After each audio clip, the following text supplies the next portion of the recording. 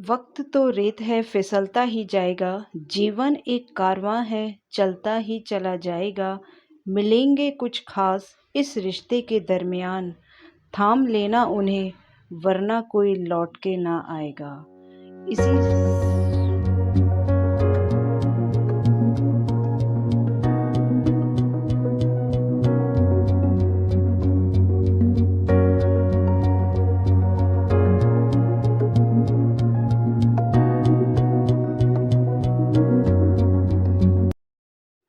Hello दोस्तों, तो कैसे हैं आप सभी लोग? आशा है सभी लोग अच्छे होंगे। तो इस समय शाम के 4 या सवा 4 बज रहे हैं और आज है सैटरडे का दिन।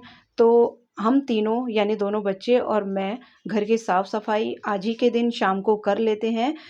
जैसे कि जाले झाड़ने हैं या कोई एक्स्ट्रा डस्टिंग है तो वो शाम को ही कर लेते हैं, ताकि जो संडे है वो थोड़ा-सा हमें फ्री मिल पाए। नहीं तो ये काम अगर हम संडे को करेंगे तो संडे को एक्स्ट्रा हमें टाइम नहीं मिल पाता, कुछ फ्रीनेस नहीं रह पाती। तो अगर आप भी किसी जॉब में हैं तो कोशिश कीजिए कि आप सैटरडे की शाम को ही ऐसा काम करके रख लें, ताकि संडे आपका फ्री रहे। तो इधर मैं किचन का भी काम देखती जा रही हूँ, यहाँ दूध उबल रहा है। तो जब तक दूध उबल रहा है तो मैं चाय अपने लिए 1 कप बना लूँगी और साथ ही साथ किचन की जो एक्स्ट्रा क्लीनिंग है, जैसे कि दोपहर के खाने के बर्तन इधर-उधर फैले हुए हैं, तो वो भी मैं हैंड टू हैंड साफ़ करती जाती हूँ। क्योंकि चाय बन रही है या चाय थोड़ी बहुत देर के लिए ठंडी होगी, इतने ही देर में मैं और भी काम कर लेती हूँ। तो हमें अगर समय अपना बचाना है तो इस तरह से थोड़ा-सा टाइम को अपने मैनेज करना होगा और साथ ही साथ आपको पैरेलल वर्क करना होगा। तो यहाँ पर ये जो थी सीलिंग क्लिप थी उसे मुझे रखना था, तो मैंने देखा ये एक रॉब थी, वो बहुत ही ज़्यादा गंदी हो रही थी, बहुत फैल रही थी एक्चुअली। तो इस समय तो मैंने उसको सीलिंग क्लिप को उसकी जगह पर रख दिया, लेकिन आज मुझे इसकी थोड़ी साफ-सफाई करनी पड़ेगी और जो एक्स्ट्रा सामान इधर-उधर बिखरा है, तो वो मैं करूँगी। लेकिन ये सब काम मैं चाय पीने के बाद ही करूँगी।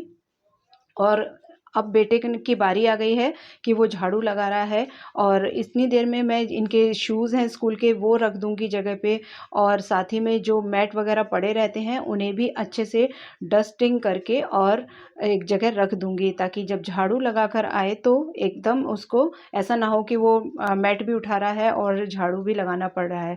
तो इतनी देर तो देखिए, दिखाने का मतलब एक यही है कि आपके घर में चाहे लड़का हो या लड़की हो, काम घर के दोनों को या बाहर के काम दोनों बच्चों को इक्वली ही आने चाहिए। ऐसा नहीं है कि लड़का है तो उसे घर के काम नहीं कराएँगे और लड़की है तो उसे बाहर के काम नहीं कराएँगे। दोनों ही काम आने चाहिए, बेशक आगे जाके वो काम वो करे या ना करे, लेकिन आना चाहिए। कि ऐसा ना हो कि बड़े होके बच्चे कहीं बाहर पढ़ने चले जाते हैं, हॉस्टल वगैरह में रहते हैं, पीजी में रहते हैं, तो उन्हें अपने किसी काम करने में परेशानी ना हो। तो शाम का समय हो रहा था और बच्चों ने कहा था कि आज दूध नहीं पीना है, तो उसकी जगह मैंने इन लोगों के लिए अमरूद काट दिए थे। तो थोड़ा-सा एक रिफ्रेशमेंट सा इनके लिए अमरूद से आज हो जाएगा। और अब ये अमरूद खाएँगे तो इतने में 2 डॉगी अक्सर गेट पे बैठे रहते हैं, तो उनके लिए मैं बिस्किट और दूध दे देती हूँ। उनका भी थोड़ा बहुत शाम का रिफ्रेशमेंट सा हो जाता है, तो शाम को वो दूध और बिस्किट ले लेते हैं। क्योंकि देखिए, ये भी जानवर हैं और इनका कोई अपना घर तो है नहीं कि वहाँ पे उन्हें खाना मिल जाएगा प्रॉपर। तो हम लोगों के भरोसे होते हैं, तो थोड़ा-थोड़ा अगर हम इन्हें देते रहें तो कोई परेशानी नहीं है। और उसके बाद अब चाय वग़ैरह पी ली थी, तो यहाँ पर मैंने वही अपनी जो वार्डरोब थी उसे साफ़ किया है और अच्छे से उसको साफ़ करके अरेंज कर लिया है। क्योंकि ऐसा होता है ना, पूरे वीक में हम लोग क्या करते हैं कि जल्दी-जल्दी अपना सामान रखा और अपना काम कर लिया। जो लोग अक्सर जॉब में होते हैं उनके साथ तो ख़ासकर यही होता है। और हैंड टू हैंड इसके जो डोर हैं वो मैं क्लीन कर दूँगी, क्योंकि सुबह-सुबह इतना टाइम नहीं मिल पाता है। और इस समय ये देखिए, वॉशिंग मेरी पूरी हो चुकी है और उसके बाद मैं आपको दिखा रही हूँ, ये है डस्टबिन, ये किचन की डस्टबिन है।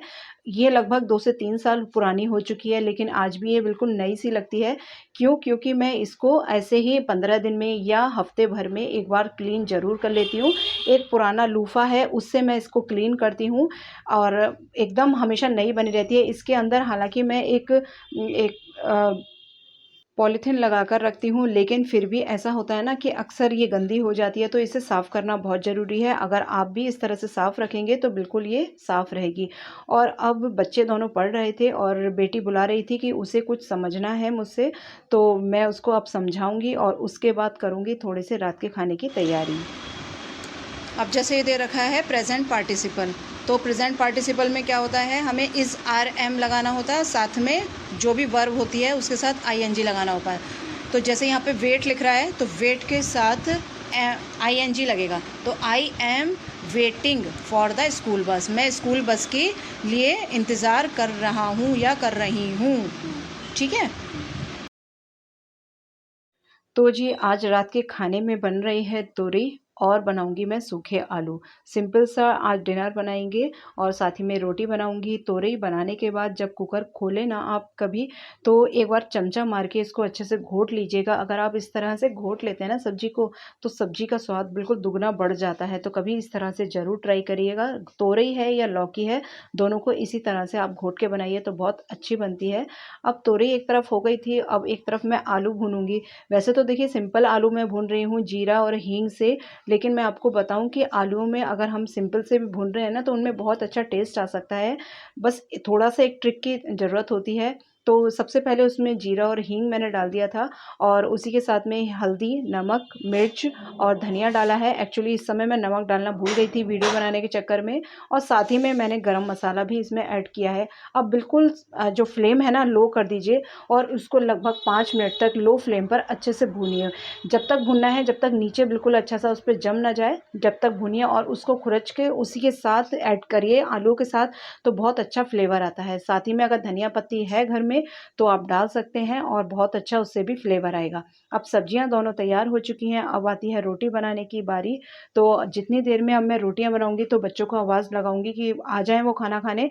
अगर नहीं आते हैं तो मैं कैसरोल में सेक कर रख देती हूँ, क्योंकि एक पर्टिकुलर समय होता है, उसके बाद थोड़ा बहुत और भी किचन की साफ सफाई है या बर्तन है, तो मैं इतना इंतज़ार नहीं करती, अपना काम करके रख देती हूँ।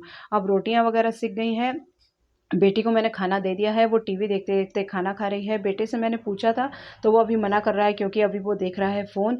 तो इसीलिए अब मैंने खाना-वाना सबको अब दे दिया है खाना, और अब बर्तन साफ़ करने की बारी आई है, तो सारे बर्तनों को अब मैं क्लीन कर लूँगी रात में, और उसके बाद थोड़ी-सी किचन की क्लीनिंग करके तभी सोती हूँ मैं। और ये सारे जो अगर हम रात में ही बर्तन साफ़-सफ़ाई करके रखते हैं, तो सुबह का काम बिल्कुल आप देखेंगे हल्का हो जाएगा आपका। और ये गैस स्टोव वगैरह रात में ही एक बार अच्छे से डीप क्लीन करके ही सोइएगा। दिन में तो हल्का बहुत कपड़ा लगता है कि थोड़ा बहुत आटा गिरा तो उसको साफ़ कर लिया, लेकिन रात में बिल्कुल अच्छे से इसको साफ़ करके तभी मैं सोती हूँ, ताकि पूरे दिन अच्छे से हमारा ये चल जाए।